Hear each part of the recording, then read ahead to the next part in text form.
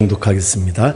태초부터 있는 생명의 말씀에 관하여는 우리가 들은 바요 눈으로 본 바요 자세히 보고 우리 손으로 만진 바라.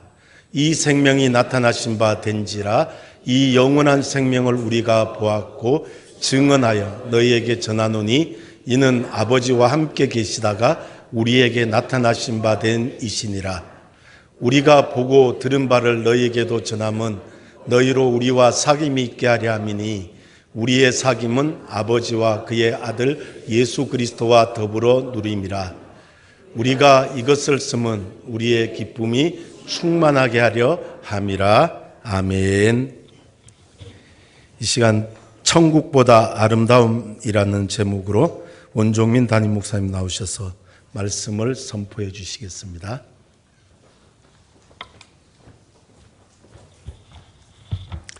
아름다운 축복입니다. 올해 마지막 주일이고요. 천국보다 아름다운이라는 드라마가 있습니다. 아주 오래전에는 천국보다 아름다운 것이라는 영화를 제가 보았거든요.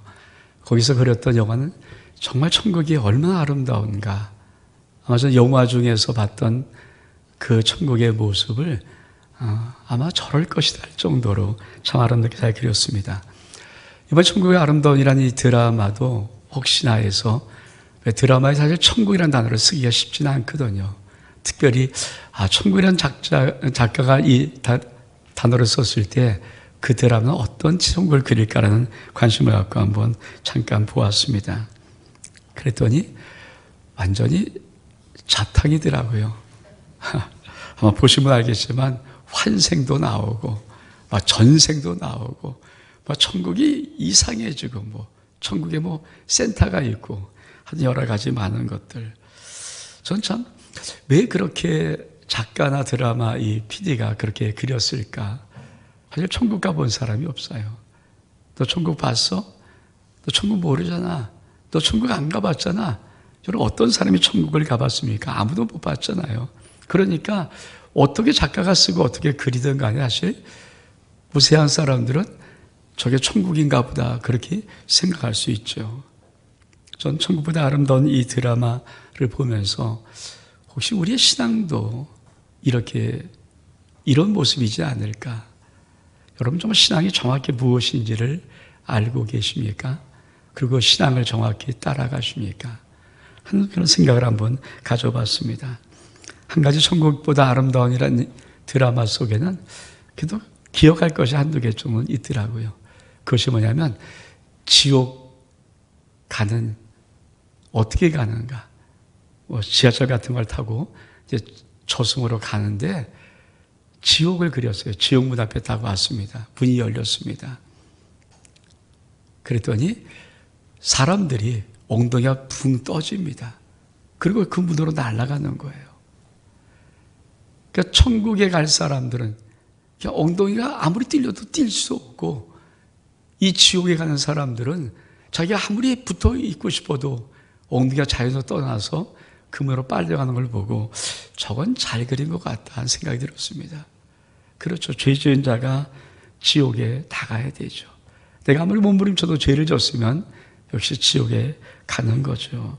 또 한 가지 이 드라마 속에서 그래도 이건 약간 좀 기독교적으로 그리지 않았을까. 사실 우리가 천국에 가면 우리가 아팠던 이제 모든 병든 자들 다 완전해지는 모습을 갖고 있잖아요. 내가 설사 팔 하나가 없을지라도 천국의 모습은 완전한 모습이라는 소리가 알고 있지 않습니까? 이 천국보다 아름다운 이 드라마 속에는 천국에는 한 가지 결정할 수 있더라고요. 네가 몇 살로 어떻게 살 것인가를 결정할 수 있는 것. 이건 좀 그래도 의미가 있지 않나 생각을 한번 해봤습니다. 또 어떻든 간에 천국보다 아름다운 이 드라마 속에는 기독교적인 냄새는 거의 없고 아마 불교 속에 말하는 전생, 환생 이런 것들이 많이 혼합으로 되어 있습니다. 저는 그러면서 정말 우리의 신앙은 어떨까 한 생각해 봤어요. 여러분 신앙은 정말 말씀이 말하는 그 신앙 위에 올곧게 서 있고 그런 신앙의 길을 정말 걸어가는 믿음의 사람들입니까? 여러분 오늘 요한일서 1장 1절은 이렇게 말씀합니다. 우리 같이 한번 읽어볼까요? 시작. 태초부터 있는 생명의 말씀에 관하여는 우리가 들은 바요, 눈으로 본 바요, 자세히 보고 우리 손으로 만진 바라.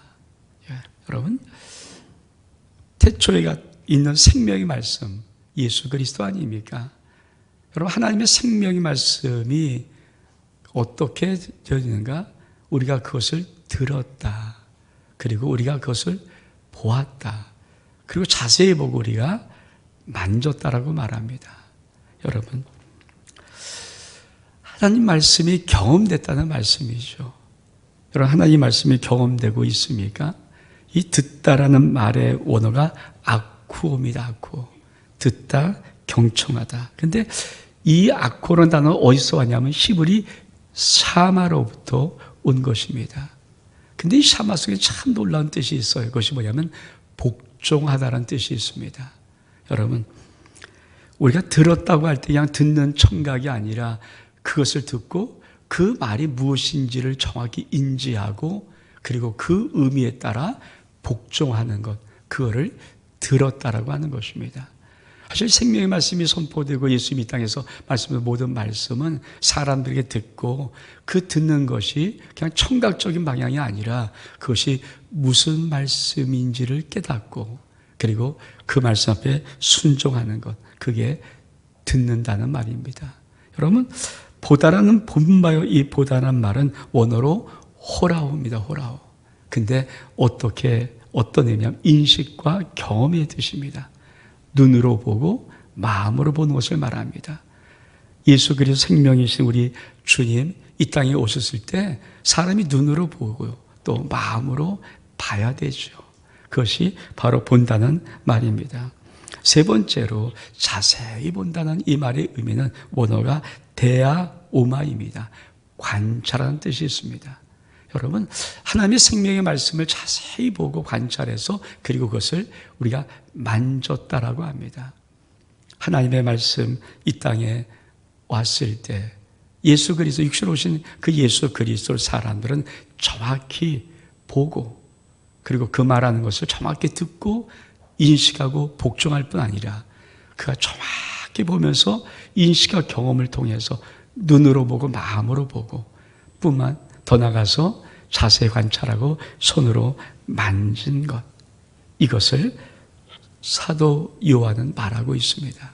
여러분, 여러분의 신앙은 예수님을 보고 만지고 있습니까? 정말 내 신앙은 예수를 정말 만져본 적이 있습니까?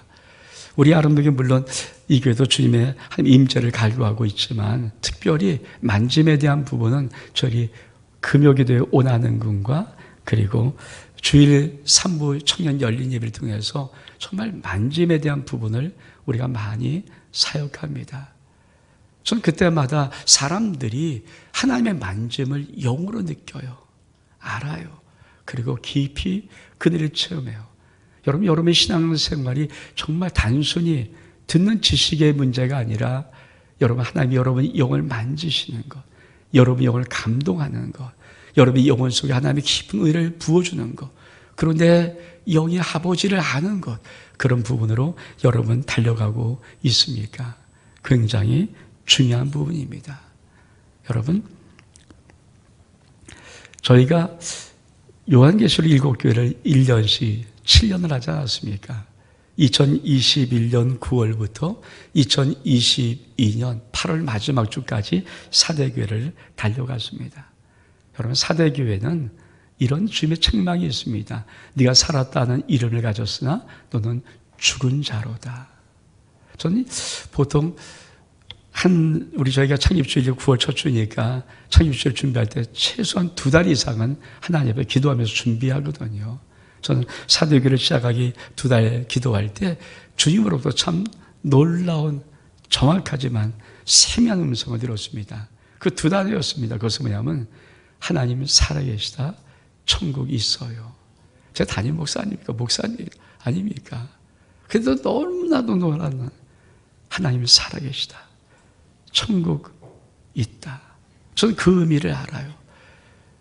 사대교회를 다니면서 많은 사람들이 영혼 속에 정말 신앙생활 속에 하나님이 살아계신지 모르고 할 수도 있고 천국이 분명히 있는지 없는지도 모르고 하는 사람은 의외로 많이 있어요. 왜냐하면 살아계심에 대한 경험이 없잖아요. 주님이 내 영을 만진다는 경험이 없잖아요. 주님을 만지는 역사가 있습니까?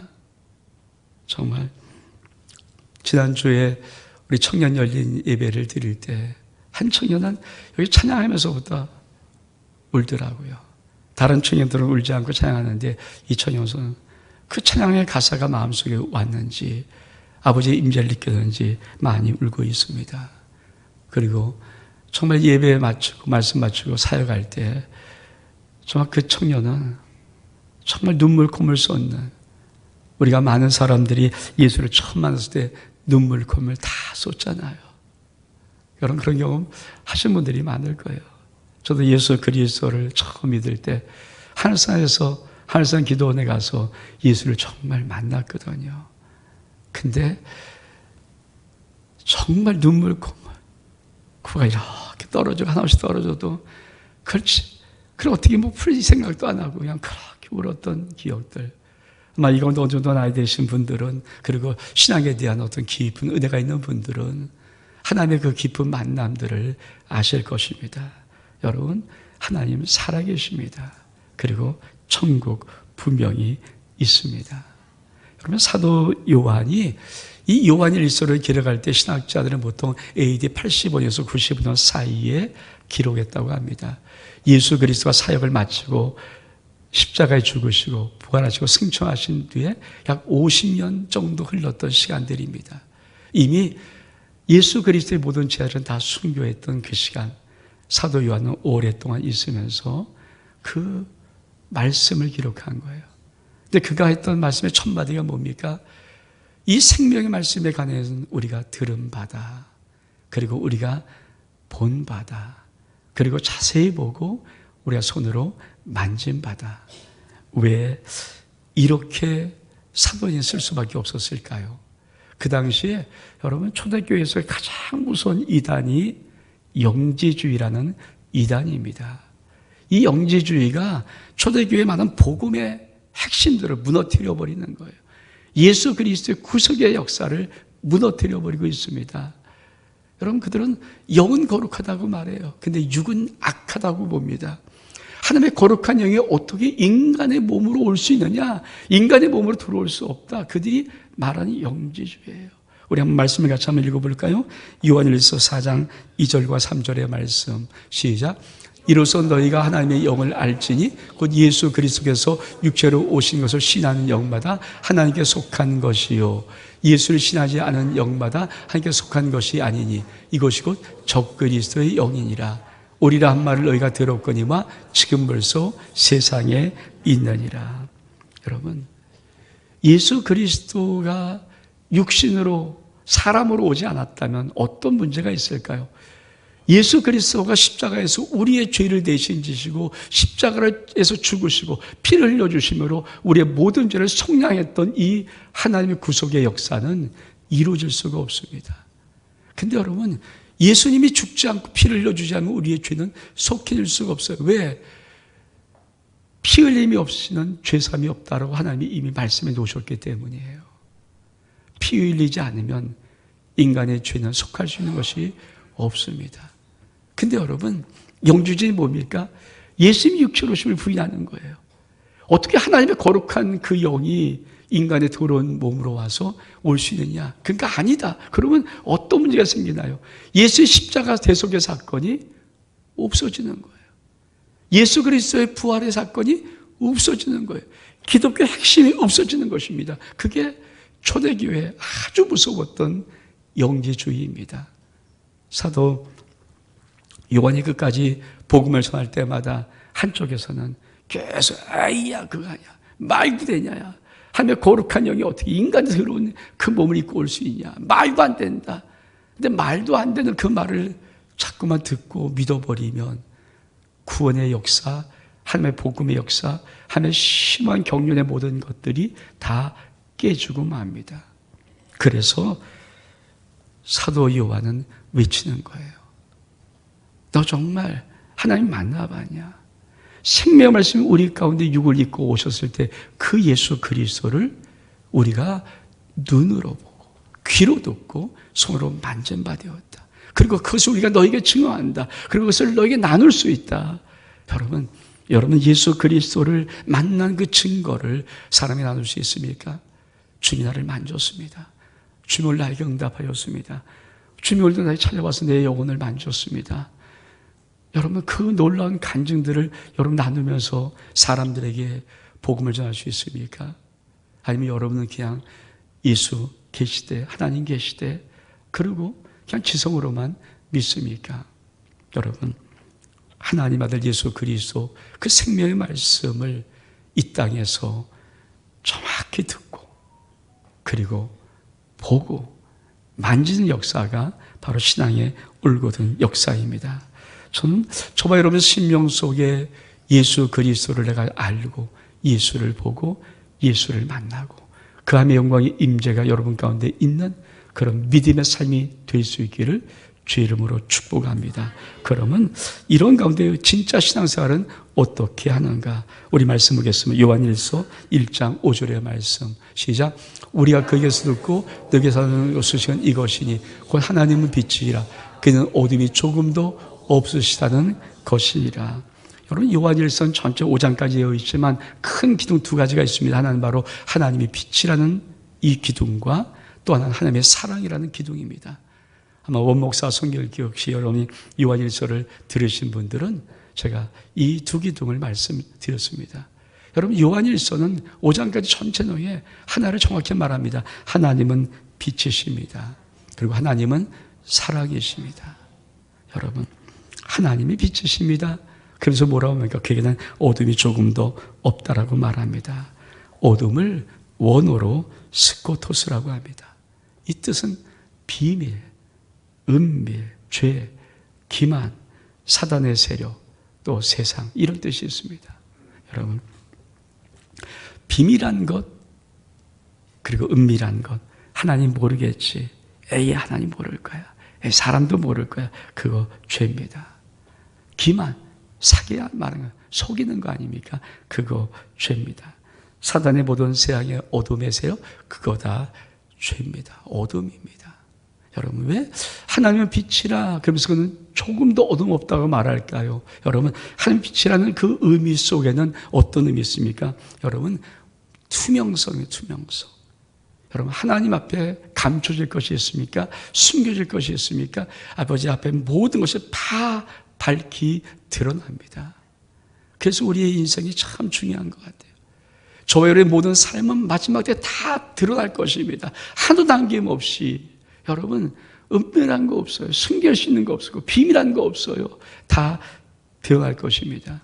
그래서 종교개혁 시대에 많은 분들이 이렇게 미쳤습니다. 코람데오 하나님 앞에서.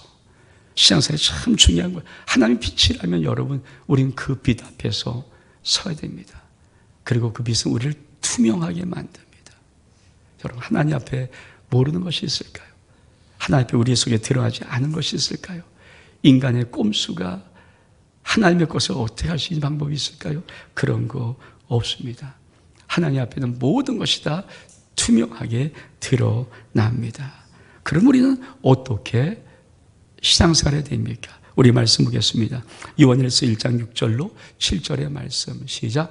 만일 우리가 하나님과 사귐이 있다 하고 어둠에 행하면 거짓말을 하고 진리를 행하지 아니함이거니와 그가 빛 가운데 계신 것 같이 우리도 빛 가운데 행하면 우리가 서로 사귐이 있고 그 아들 예수의 피가 우리를 모든 죄에서 깨끗하게 하실 것이요.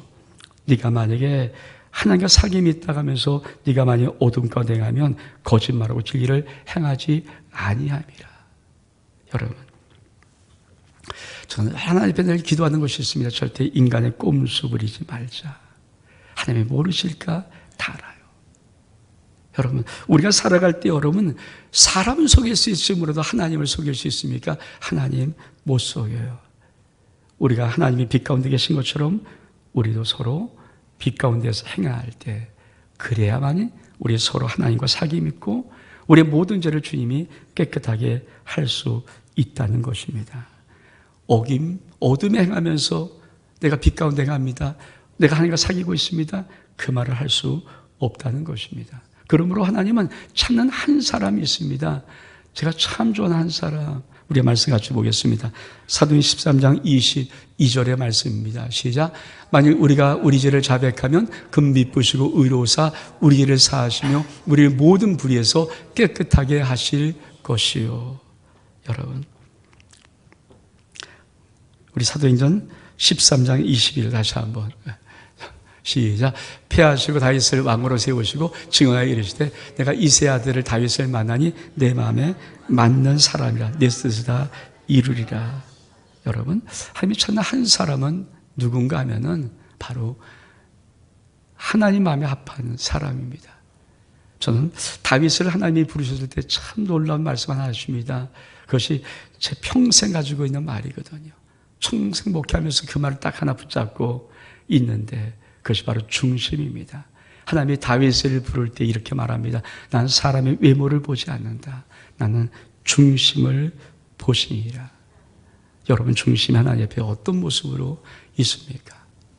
저는 이 한 단어 가지고 제가 처음 개척할 때부터 40년 가까운 지금까지 오직 하나 갖고 있습니다. 중심 보시는 하나님. 여러분, 하나님은 중심 보시는 하나님이세요. 외모 보지 않습니다. 하나님은 중심 보십니다. 그리고 그 중심 보시고 하나님이 은혜와 사랑의 축복을 베풀어 주십니다. 하나님이 중심 보신다 할 때 여러분, 그 단어 속에는 어떤 것일까요? 하나님은 간사한 사람을 찾지 않습니다. 우리 주님이 나다네를 만날 때 넌 참 이스라엘 사람이다 그러면서 이렇게 칭찬합니다. 네 속에 간사함이 없도다. 여러분 영혼 속에는 정말 중심 보신 하나님 앞에 간사함이 있습니까? 없습니까? 간사란 단어가 어떤 뜻입니까? 속이는 것입니다. 그리고 꾀를 내어 나쁜 짓을 하는 것입니다. 여러분, 그것이 간사예요. 악한 마음으로, 나쁜 마음으로 꾀를 내고 속이는 것, 그리고 해치려는 마음, 그것이 바로 간사입니다. 주님은 나다네를 볼 때 내가 무화과 아래에 있는 너를 보았는데 넌 참 이스라엘 사람이구나. 네 속에 간사함이 없도다. 주님이 우리를 보실 때 우리 주님이 나에게 뭐라고 말씀할까요? 어떤 말을 들려주실까요? 여러분, 주님 앞에 섰을 때 주님이 여러분에게 어떤 말을 해주기를 원하십니까? 그렇죠? 야, 내가 너를 보는데 정말 간사함이 없어. 이 말 한번 들어야 되지 않겠습니까? 제가 며칠 전에 우리 친구 목사를 좀 잠깐 만났습니다. 이 친구는 신학교 다닐 때는 그래도 봤던, 눈이 장애가 없던 친구였습니다. 조금 약간 이상은 했는데 그래도. 근데 서서히 눈이 멀어서 지금은 조그만 빛은 보는데 거의 보지 못하는 친구입니다. 이 친구랑 같이 밥을 먹고 식사를 하면서 느꼈던 것. 이 친구가 갑자기 제가 늘 했던 말을 써요. 자기는 어떤 일을 맡겨주든 간에 정말 열심히 했었대요. 근데 어느 순간 앞을 보지 못하는 시각장애가 왔습니다. 그리고 목회를 하기 시작합니다. 얼마나 힘들겠어요, 여러분. 눈 뜨고 보는 사람도 목회가 힘든데 서란복판에서 앞을 보지 못하고 목회하는 거, 그거 쉬운 일이겠습니까? 쉽지 않아요. 거기다 결혼을 안 했어요. 혼자밖에 없어요. 혼자 대한민국 서울 한복판에서 여러분 사역한다는 게 얼마나 어렵겠습니까? 그렇잖아요. 우리가 눈을 뜨고 옆에 아내라도 있고 사모라도 있고 그래서 같이 으쌰으쌰 해도 사실 개척교회 목회하면서 나가기가 쉽지 않은데 앞을 보지 못하는 데다가 결혼도 안 해서 혼자인데 그리고 목회하는 그 목회가 결코 쉽지 않았을 것입니다. 근데 그 친구가 이런 말을 해요. 목사님, 나는 지난 목회 속에 하나님이 최소한 100억 이상을 나에게 부어주신 것 같아. 지금도 너무 많이 부어주고. 전 100억이라는 단어를 제가 많이 쓰거든요. 제가 하나님 앞에 건축원금 다 전도사 때 100만 원 드린 그 축복을 제 목회 속에 어마어마한 복, 100억이 훨씬 넘는 엄청난 복을 받았거든요. 지금도 그걸 받고 있다고 생각하는데 이 친구가 그 100억이라는 단어를 내 앞에서 쓰는 거예요. 저도 그 말을 참 종종 간증하거든요. 하나님 나에게 얼만큼 축복을 내가 알기 때문에. 근데 이 친구가 그 말이에요.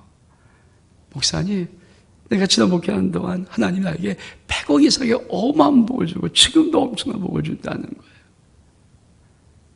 여러분, 하나님이 그에게 뭘 봤을까요? 중심 받다는 생각이에요. 중심. 넌 네 마음에 합해. 내 마음에 합한 자야.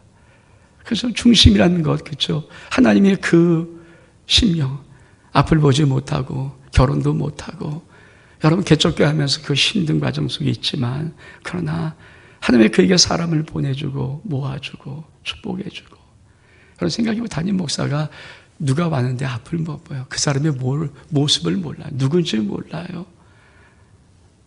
여러분 그럴 때 얼마나 답답하겠습니까? 누군지 모르는 상황에서 어떻게 목회를 합니까? 근데 그런데도 불구하고 그 교회를 잘하면서 이런 말을 하더라고요. 목사님 참 신기하지? 내가 전에 한 40년 정도의 전도사 할 때 그때 가르쳤던 친구들이 이제 40년 지난 다음에 그 아이들이 세 가족이 우리 교회 다시 등록하고 다니기 시작해. 참 고맙지. 여러분 하나님이 찾고 있는 사람은 다른 사람 아닙니다. 중심이 아버지 마음에 있는 사람. 하나님의 중심 보시거든요. 여러분은 아버지 앞에 뭘 드리고 있습니까? 어떤 걸 드리고 있습니까? 빛이신 아버지, 다 보고 계신 아버지, 투명성 있는 아버지, 코람도 하나님 앞에 살면서 우리의 신앙생활은 무엇을 드리고 있습니까? 정말 어떤 걸 드리고 있나요? 그래서 하나님이 우리에게 어떻게 축복하시고 어떻게 역사하시는가요? 저는 우리 모든 심령들이 하나님의 빛이라는 이 말을 듣고 빛 대신 그분 앞에 섰을 때 아버지는 다 보시는 그 아버지 앞에 우리의 투명한 마음이 올려질 수 있는 중심이 있기를 주의 이름으로 축복합니다. 근데 우리가 살다 보면은 그만 빛에서 어둠으로 멀어질 때가 있죠. 가끔 있을 거예요. 그럼 어떻게 합니까? 우리 말씀 보겠습니다. 요한일서 1장 9절 말씀. 요한일서 1장 9절 말씀 1장 9절입니다. 맨 마지막 말씀. 요한일서 1장 9절. 제가 읽겠습니다. 만일 우리가 우리 죄를 자백하면 그는 미쁘시고 의로우사 우리 죄를 사하시며 우리를 모든 불에서 깨끗하게 하실 것이요. 그렇습니다. 우리가 빛에서 멀어지고 죄를 범하면 우리 하나님 우리가 원하는 것이 있으면 자백해라. 잘못했습니다 주님. 용서해 주세요. 자백해라. 네가 자백하면, 자백이 뭡니까? 우리의 죄를 토설하는 거예요. 그러면 우리 하나님은 미쁘시고 의로우신 분이라 그 모든 죄를 사하며 우리를 모든 불에서 깨끗하게 하신다는 약속의 말씀을 주고 계십니다. 그렇습니다. 하나님은 빛이십니다. 그리고 그 하나님은 오늘도 살아 계십니다. 저는 천국보다 아름다운 이 제목을 왜 정했는가? 우리가 정말 하나님의 살아계심을 진짜 모르고 그 하나님의 살아계심과 천국이 있음을 정확히 내가 경험하지 못하면 나도 모르게 잡탕 혼합 같은 신앙생활을 이게 신앙인 듯 살아갈 때가 있지 않을까. 여러분, 하나님은 우리 가운데 빛으로 계시고 우리 가운데 우리가 듣고 보고 만질 수 있도록 임재하고 계십니다. 이 임재 축복이 여러분의 삶 속에 있기를 주의 이름으로 축복합니다. 우리 일어서겠습니다.